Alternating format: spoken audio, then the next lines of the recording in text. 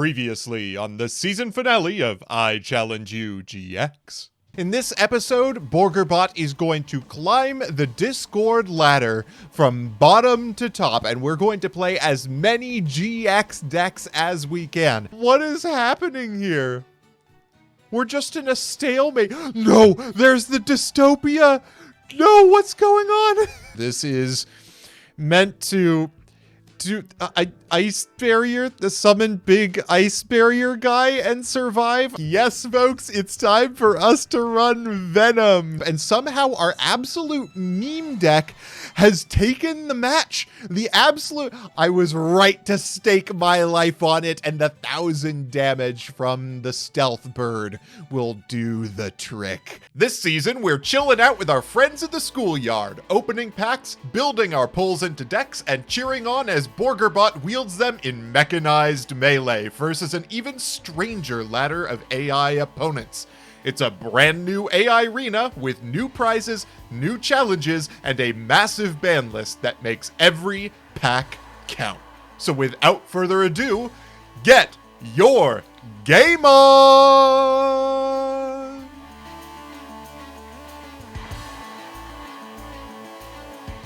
And welcome back, kings, queens, and monarchs of every element, to I Challenge You. We continue the GX series finale, season finale, in which we climb up a ladder, and I'm spoiling things. Hold up.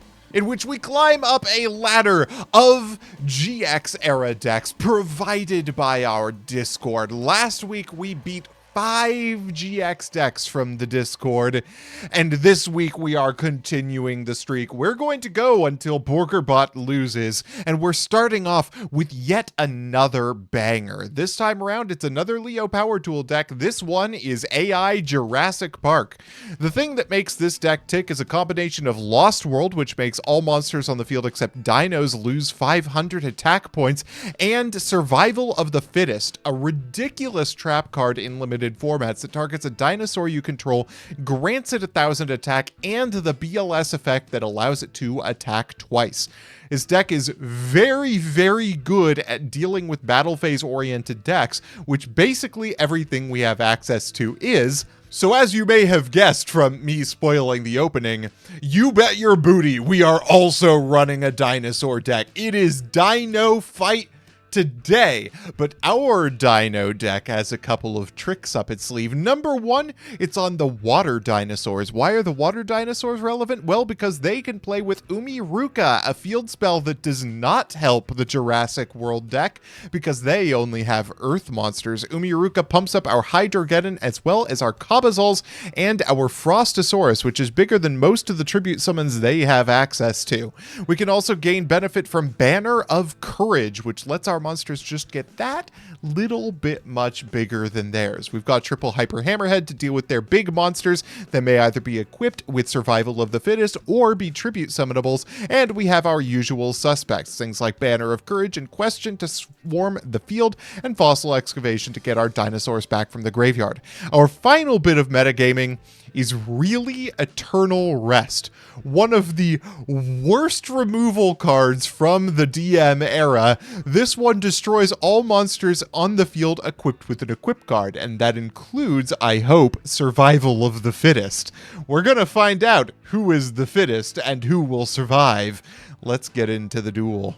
Life always finds a way, and I'm sure so will Borgerbot. So I asked chat, who is the fittest that will survive this match? 61% of the vote went to the Borgersaurus in the fight against the Discordodon, and I believe in the Borgosaurus we built together. That whole thing was a tongue twister, but we are going to be twisting up the Discord bot. Let the games begin. Starting off with the Tyranno Infinity, that's going to accomplish nothing here. There's the Hydrogeddon, which will run into the Tyranno Infinity. This is a phenomenal start for Borgerbot, getting in a hot 3,200.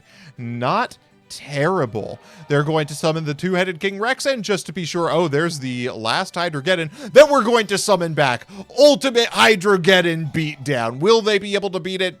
Kind of, yeah, because they have an MST. And there's the Frostosaurus. Is this game? Is this game? Not quite. Not quite game. They have 600 left to climb back in, to claw their way back into the evolutionary ladder. But a set monster will not be enough. The Umiruka to beef up the Frostosaurus. It gets sent back to the hand with Hyper Hammerhead, but it doesn't matter because Borgerbot has taken game 1. That was an epic beatdown. Let's see how game 2 goes. All right, starting off with the normal summon of Sabersaurus with a back row. That's not a terrible start. They're going to go for Fossil Dig. They're going to grab Hyper Hammerhead, an interesting choice off of there. They're going to go for Big Evolution Pill and do nothing with it?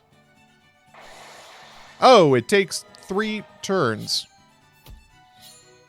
Interesting. They're going to take out my Fossil Excavation with a Dust Tornado, or Borgerbot's Fossil Excavation, and they're just going to start setting monsters. That's probably the Hyper Hammerhead, which is going to do absolutely jack all. No, they did not set the Hyper Hammerhead. That was a major misstep. Their monster, I guess they saw the bigger stats on Crawling Dragon number 2 and thought that would be enough. Ooh, this deck feels like it hasn't gotten to... Wow, the Karma Cut on the Black Stego for game!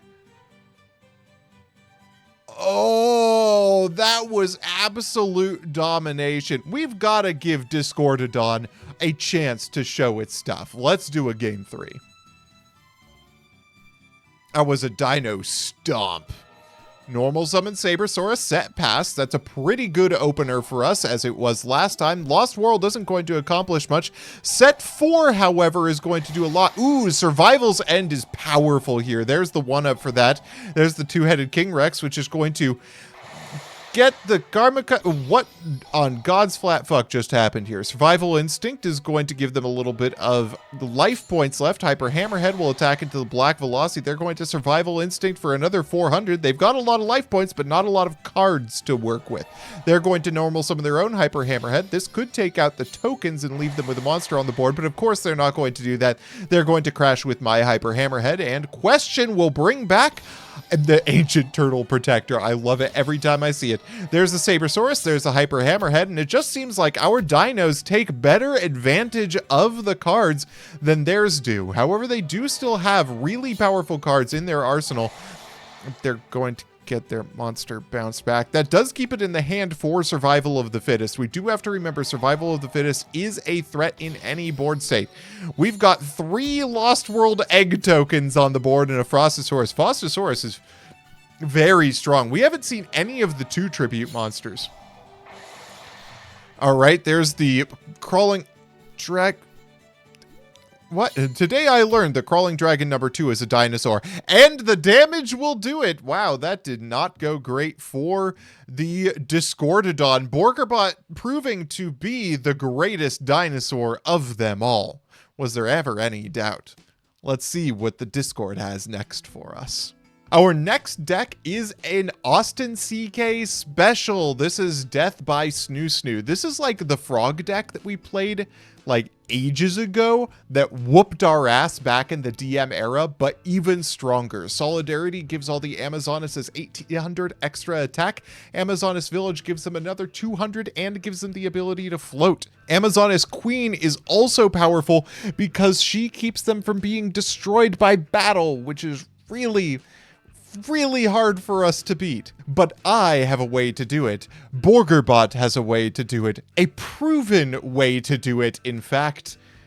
We're bringing back Venom Burn. This time our attacks have been changed around a little bit. Last time we planned around the fact that Daisojo of the Ice Barrier was going to keep their monsters on the board for forever. This time, we can't rely on that fact. Their monsters are going to be destroyed by Venom Swamp, and then the Amazoness field spell is going to get more monsters, which is not great for our Venom guys, but is great for things like Volcanic Queen and Lava Golem, which do not trigger the Amazoness field spell and deal burn damage.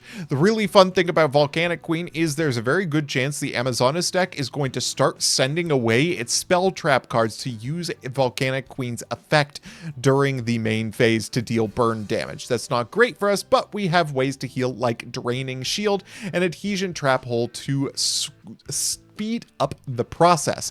I'm not sure how well this is going to work out for us, given that they do have an endless cavalcade of Amazoness monsters, making this deck a little bit difficult for our deck to beat. Struggling tonight, folks. But I believe in Borgerbot, as always, and the Venom Burn deck has taken us to a victory before. Let's see if it can do it again. Wow, the Borgerbot believers have really come forward for this one. I asked them which queen reigns supreme. 94% of the vote went toward Volcanic. Borgerbot has a lot of faith from these folks. This Amazoness deck is a type of deck that's very difficult for Borgerbot to fight against. So if Volcanic can take care of it without ever going to the battle phase, I'll be happy. Let the games begin. All right, did we go first? Borgerbot is going first. There's a terraforming. Makes me a little bit nervous. Terraforming does tend to... No! Double terraforming is the worst. Please don't show me 3 Venom Swamps. Please don't show me 3 Venom Swamps. There's a Stealth Bird. Stealth Bird is going to flip itself face down, and that's pretty okay. Venom Swamp is really powerful into a board where our monster is face down and their monster is not. They're going to go for the Amazoness Village. They're going to normal summon a Warrior Lady of the Wasteland, which is not going to attack. During the end phase, we'll go for Scapegoat. That's okay. These Scapegoat tokens are going to be indestructible by battle for a little while, kind of. They're going to be tough to kill with the Venom Swamp. They're going to provide us some battle protection. Ooh, here's a good chance for us to get some damage in with Stealth Bird. The AI, of course, will flip it back face down, but we did get the chance to flip it face up and flip it face down, which gives us 1,000 burn to work with. Can our guys survive? They got another Warrior Lady of the Wasteland. They're going to use her to run into a token, and the Warrior Lady of the Wasteland is going to lose 500 during the end phase. We're going to go Stealth Bird burn for 1,000, flip it back face down, and it isn't going to go to battle because of its effect. This is phenomenal for Borgerbot. This means that they aren't going to get to float off the Warrior Lady of the Wasteland, which is exactly what we want. Amazoness Paladin is huge, but much less huge in the face of an Adhesion Trap Hole. Venom Swamp is going to distribute the Venom counters, and it's going to take out the Warrior Lady of the Wasteland. Next, we are going to flip up the Stealth Bird, get in 1,000 burn, and now is when things get a little bit sussy for us. We don't want them to get big monsters on the board, and they're going to be guaranteed to do that once they've got, ooh, not good. We do not like to see that. Maybe a Lava Golem is going to pull us through for this one. We're going to draw for turn. What are we going to get? There's the Lava Golem. Okay, Lava Golem is not good per se for us. It is going to deal us a lot of damage, but over a very long period of time, it's going to deal them more. We need to get a monster to make sure that they don't kill us on the next turn, but they may not be able to do so anyway. Their monsters are going to have 1,500 attack, and if that is a Venom Cobra, we are in extremely good shape. They're going to draw for turn. They're going to take 1,000 off of Lava Golem, and their Lava Golem is going to be at 1,500. The Amazoness Chainmaster is going to get Security Orb. That's very, very strong for us. Ooh, it is in fact... Oh, I should have... Oh, no, that's the Venom Snake there. They're going to get the Volcanic Swamp tokens there, and we set a back row. This is not good. Even with the Volcanic or with the Venom Swamp on the board, we are going to be taking more damage than they do, and that Amazoness Princess is really going to seal the deal for us. Ooh, you do not like to see it. That's a lot of damage we're about to take there. Rip. Ooh, you gotta feel like if we hadn't opened Double Swamp, we might have been in a little better shape, but we always have game 2. All right, starting off with 4 back row is not totally ideal, especially if we don't have a Venom Swamp to our name. Amazoness Swordswoman is going to get an Amazoness Heirloom. Is this the card that lets them destroy things when they attack directly. No, it's the one that turns them all into DD Warrior Lady. That's okay. We've got a Scapegoat to go into. This will protect us for a while. If we can get a Venom Swamp, we'll be much happier with this, but ooh, we're not seeing it. Their monsters are going to get free reign, aside from the security orb, of course. The Amazoness Heirloom is going to do its thing and make sure that that sheep token gets destroyed. And there is the double tribute Lava Golem into Volcanic Queen. Volcanic Queen is going to deal us 1,000, but there goes the Amazoness village. We have a chance. We have a chance. Volcanic Queen will sacrifice. Ooh, you do not like to see that, though. The Amazoness fighter, they're going to use the Volcanic Queen to take out the Dimension Wall. We're going to eat a Chain Master directly, but during the end phase, Volcanic Queen is going to send away the Chain Master. We really need to see Venom Swamp. We really need to see Venom Swamp here. Warrior Lady of the Wastelands is going to get sent away. We're going to take 2,000. There's the Venom Cobra. Volcanic Queen is going to deal 1,000 to them, but it's dealing way more damage to us, and we still don't have Venom Swamp. No! Oh, God. 1,000 direct, 1,800 direct, 2,500 direct, and I am not sure what these two back row were, but they did not do anything this game. Rip Borgerbot. All right, I had a based, cool, epic, red pill, I can never keep a straight face saying that, ritual deck primed and ready, but my chat pointed out that we can't really reliably win battle against this deck. Unless their monsters are all banished from the graveyard, making Solidarity a useless card. So here we are with a cringe Floodgate deck. This is Macro Warrior. The purpose of this deck is basically to build warriors that are bigger than their Amazonesses with the A forces and our Macrocosmos-like cards, including Macrocosmos and Banisher of the Radiance, keeping them from getting their Amazonesses in the graveyard. The other advantage of Macrocosmos is that they cannot recycle with Amazoness Village. This is very, very good for us. Now we have a backup plan if our Macrocosmos does not keep their monsters out of the graveyard long enough for them to be solidarified, which is that we have Cyber Prima. This is probably the first time Cyber Prima has ever been relevant. She's a 2,300 warrior light monster that can be tribute summoned to destroy all face-up spell cards on the board. This may be able to get us out of the Solidarity Amazoness Village problem. It's a little bit of a long shot, but I think if we have a deck that can do it, this is going to be the one. Let's see how it goes. You know, one can be cringe, but what's important is if they're free. I asked chat that though I am cringe, am I free of the Amazoness terror? 80% of the vote said yes. 20% of the vote said nope, just cringe. And I'm starting to feel that way. But Borgerbot has carried us through even more perilous trials. Let's see if we can continue our dubs into the 5Ds era. Let the games begin. All right, here we go. The A forces right off the bat. The A forces right off the bat. Normal summon Zanji, set a back row. Is that back row Macrocosmos? No, it is not. Dust Tornado will take out their back row. This is a little bit bad because without a Macrocosmos, it means that never mind, problem solved. Banisher of the Radiance is going to keep their monster out of the graveyard, and now we don't have to worry about not having the Macrocosmos. Banisher of the Radiance doing its job, and there's a Macrocosmos.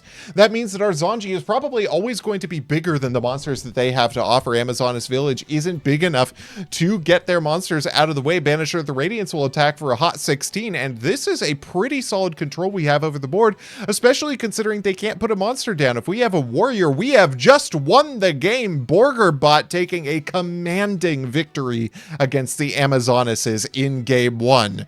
Maybe it's not over yet for Borgerbot. Game 2.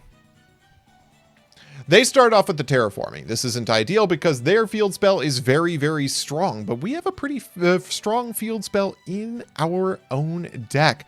Chainmaster is a big gal at 1700. Let's see if we have a monster to contend with her. Unfortunately, we do not. I really hope that isn't our Banisher of the Radiance. They've got Chainmaster. Ooh, there is the Banisher. But a single warrior monster could turn this around for us. There's another copy of the A Forces, and there is a banished Ninja Grandmaster Sasuke. This could be bad for Borgerbot. If they have another monster, that's a lot of damage on them. What can we do here?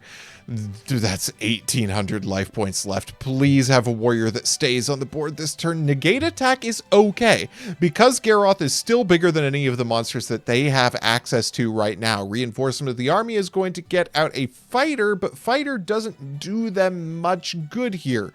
All their monsters are going to go to defense, and now we have to hope that we can beat over all of their guys before they can establish solidarity. That is a huge Garroth with the A forces, but even without the A forces, it's very strong. Macrocosmos officially doesn't save us from solidarity, but taking out the Amazonas village could. Amazonas swordswoman to attack position. Ooh, that is going to deal us damage right back. We gotta hope that we're going to attack into that swordswoman with something dinky. 1,500 damage hurts a lot. We've got 300 left on Borgerbot, but our monsters are gigantic. Look at the stat lines on DD Survivor and Garroth. With their board, we could be in okay shape. There's the Cyber Pre... Oh no. Oh no. Please don't. Please don't. No! Cyber Prima takes out our entire back row! But they still don't have any other monsters. We're going to attack in with the Garroth. We're going to get Dimension Wall, which really doesn't matter here. That could have been saved. The bot won't save anything, though. But now, even if they draw a monster, we're fine. And even if they draw into... That does it. Wait. Have we done it? Have we gotten out of here? Yes! Borgerbot takes out the Amazonas menace once and for all. It turns out the Light Warriors are more powerful than the Earth Warriors, and being cringe is just another path to success. Man, I had to put sunglasses on for how bright the light has been this episode. This one is not Al Gore's Neos Aelius. This is a Neos fusion deck through and through, running Neos himself as well as Neos Aelius, the little Neos, also known as another Neos in the OCG. I've always loved that. The big boss here, of course, is Elemental Hero Brave Neos. But there are also a lot of other good ones. Dark Neos and Flare Neos in particular are very, very strong. This deck seeks to summon a lot of Neoses and a lot of Neos fusions. To combat this deck, I promised a based and awesome Ritual Light deck, and I intend to deliver. Here is my Light Ritual deck. Purpose here is to use Aura to dump copies of Blue Eyes White Dragon that we can summon back off of Soul Resurrection with our Aura. That can go into things like Ruin, Queen of Oblivion, who can attack multiple times, Shinado, King of Higher Plane, who's huge, and Reshef the Dark Being, who can steal your opponent's monsters for some massive damage payouts. We can also banish monsters from our graveyard with Soul of Purity and Light to summon a guy that is pretty big and makes your guys harder to get over. We've got one piece of secret tech this time around, that's Defusion. The Neos fusions are gigantic, and we haven't brought in a way to get rid of Neo space, which would easily get rid of those Neos fusions. This way, we just take out the Neos fusions that are the problem. I'm looking forward to seeing more awesome ritual monsters summoned. Hopefully we get to see some big damage with Shinado. Let's see how it goes. The obvious question here is, whose light will burn brighter? The power of Shinado from a higher plane, or the mysterious alien presence of Neos? Only time can tell, and only the games can bring us our answer. So let the games begin. All right, we're starting off hot with a normal summoned Neos Alias on the side of Borgerbot. We're already in a Neos fight. There is the favorite contact, which is just going to summon... It just occurred to me how this deck immediately murders us. There goes instant Neospace, which is going to summon Neos. Fortunately, our Neos alias has survived for a turn. This does give us an opportunity to do things with our lives, but they do have a Neos on board. What is in our hand? It must be some rituals and or a monster we cannot use. There goes the Oversoul to summon back the alias. There's Magna Neos or Grand Neos. Polymerization is going to summon Brave Neos, and they have a large number of monsters on the board with a lot of attack. Neos will attack directly, and the Grand Neos will attack in. Neospace during the end phase is going to keep the Grand Neos from going back? I thought that wasn't how that worked. Okay, well, we've got a monster on the board. Surely it will save us from a gigantic series of Neos monsters. What is going on here? How do we beat this nonsense? Oh, wow. That was brutal. That was a lot. But we beat similar odds against the Amazonas deck. Game 2. Starting off with an advanced ritual art is pretty hot. It brings out Ruin, which is not our best ritual monster. I'm really hoping that we have another thing we plan on using. Maybe I should have gone for another level 8 ritual in that slot. That might have been the plan. They're going to activate double Neospace. They're going to activate triple Neospace. You know, we take those. We take those. The security orb to take out the Neos alias is pretty hilarious here. We've got a Shinato and a Dream in hand. It would be kind of nice if we could bounce that Manju. Ruin is going to get a second attack during... Oh, it's only on monsters. Okay, this card is bad. No, it just chose to not use its effect. Okay, all right, fine. Senju is going to search out the Reshef. We now have all of our rituals in rotation. There goes the Ruin. Ruin is not going to use her effect, and the Senju and Manju will get in directly. We've got a large number of back row. Let's hope that they do something. We're going to draw for turn. We're going to set a back row. We're going to attack in with Senju, Manju, and Ruin, and that was the most anticlimactic victory I have ever had in my life. It all comes down to game 3. Let the game begin. They're going to open up with Instant Contact. Instant Contact is kind of okay because it summons out the Brave Neos, but it doesn't help them really in the long run because that Brave Neos goes back to the hand. Now, they do have a Grand Mole, and that's a little bit of a problem because they're just going to continuously activate the Grand Mole.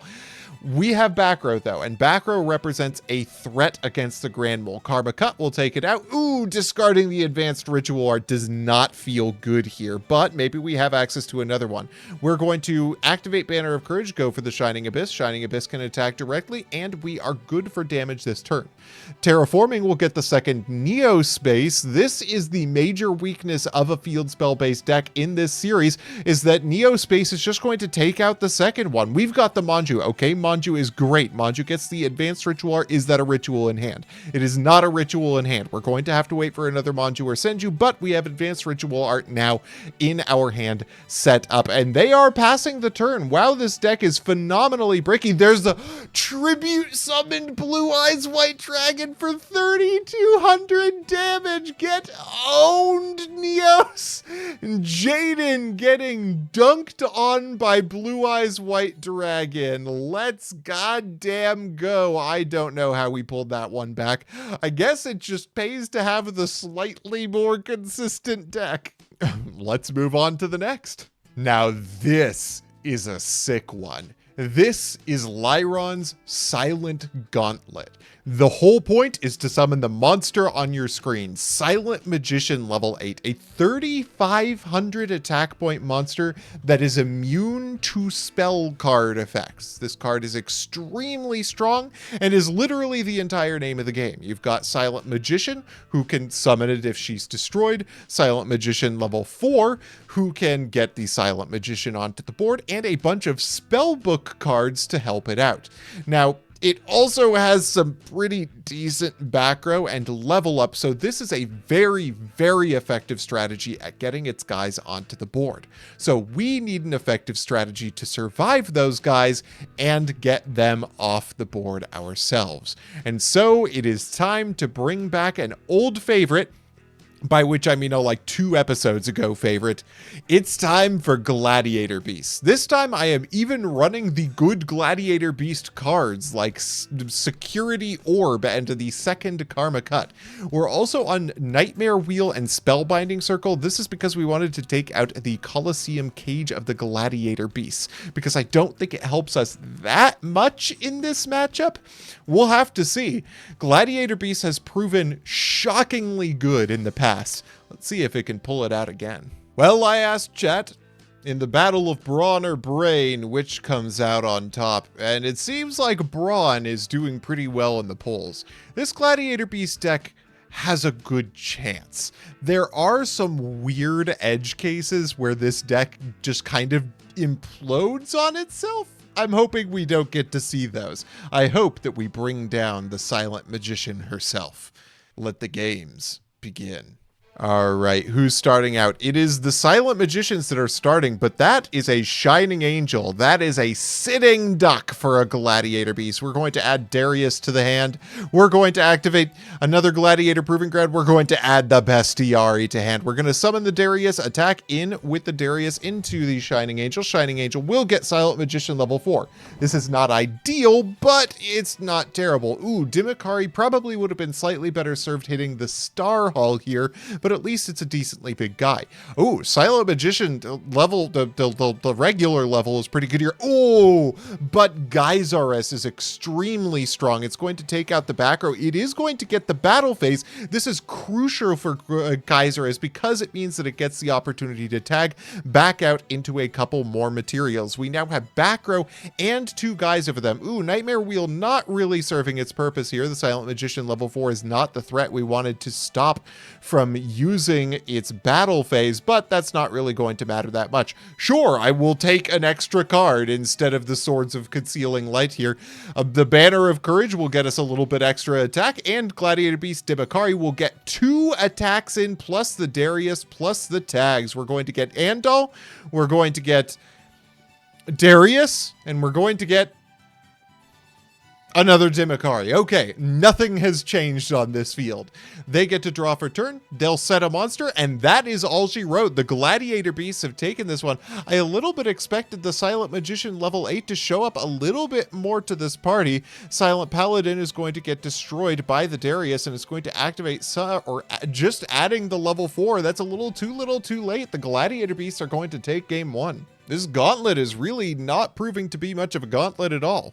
But there's always game 2. Turn 1, they're going to activate Starhole, set 2, and normal summon their level 4. The level 4 looks very punchable right now. Dark Bribe is going to take out the Swords of Concealing Light, sure. We're going to activate the Banner of Courage, and that's going to get Dark Bribe too. That's not great because now their Silent Magician is gigantic at 2,500 attack points. Spellbook of Knowledge, however, will send it away for 2 cards.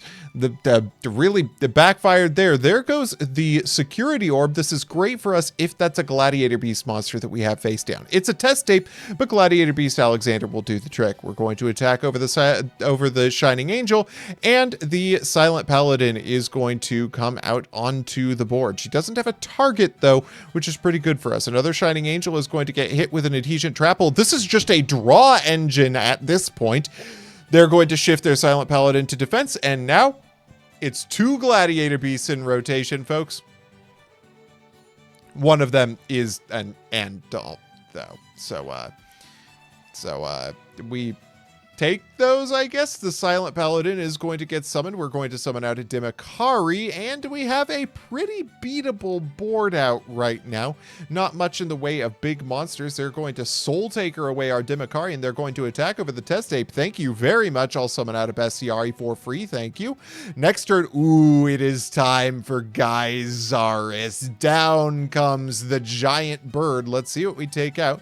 There goes the Star Hall and the Silent Magician. Probably the best choices here. We're going to attack over the Silent Paladin. That'll add back the Silent Magician, and test tape will get in a hot 700. We'll summon 2 Andals from the deck. Take that. What are you going to do against 2 Andals? I don't think you can do anything against 2 Andals. Spellbook of Knowledge is going to take away their only normal summon for the turn. You'd think they'd want to get that from the hand while they can, but apparently they just didn't have the activation conditions necessary, and that is the danger of a deck with this many risky cards against Borgerbot. 1900 won't deal the finishing blow, but it will summon out the 3rd Andal. You couldn't beat 1 Andal. How could you hope to defeat 3? They're going to go for the Soul Taker on Test Tape. Fascinating choice for them to go after. Does it affect monsters? I wouldn't think it did. But it doesn't matter because we got 3 bears on the board. The Swift 2-0 for Borgerbot. That was not a tough one. Borgerbot went on kind of a crush toward the end there. That Amazonas deck was really powerful, as were a couple of the other ones that we faced against. But those are nothing to what's coming in the coming weeks. I hope to see you all there.